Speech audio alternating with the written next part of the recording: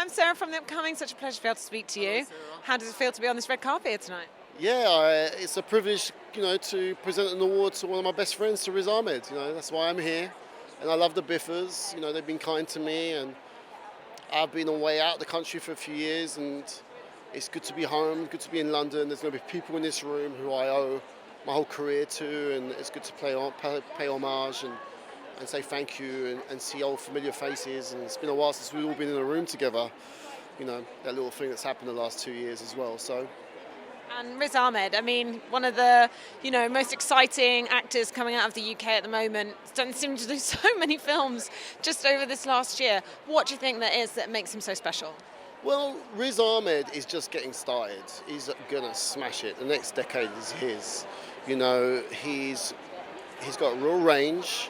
He has a voice. He has things to say. He's going to be a filmmaker, not just not just a writer, an actor. He's an activist. He's championing our culture. When I say our culture, I mean Muslim heritage and brown voices in London. And he's like championing, representation. He just, he's just making so much space for people to come up behind him. He's a very important voice, and he's one of my dearest, oldest friends. And I love him. That's why I'm here. What do you think is one of his most standout performances?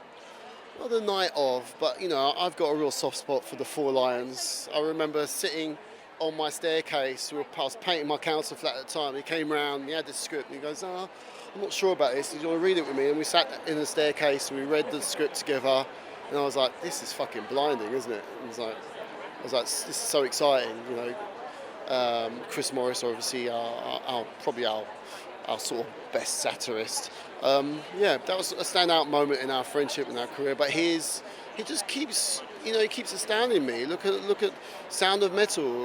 Already when he did Nightcrawler, he sort of stole it, didn't he? So he's just getting started.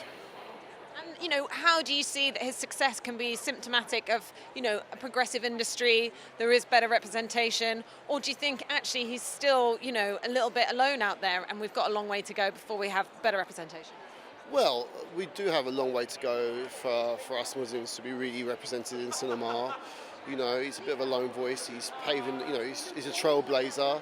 Is it because the industry stretched and now they let him in, or is it because he sort of kicked the door in and let people through? I think it's probably the latter, to be honest with you. And there's been a cultural reckoning. Our story is now commodified. People want to hear them, and this is a great, exciting decade to come. And can you tell us about your projects, what you've been working on, what you've got coming out? Well, I've got a few things I'm cooking with Riz Ahmed, actually. Exit West being one of them at Netflix. Well, I don't want to tempt fate. I get a bit suspicious about all those things. All right. All right, lovely to speak to you. Enjoy the evening.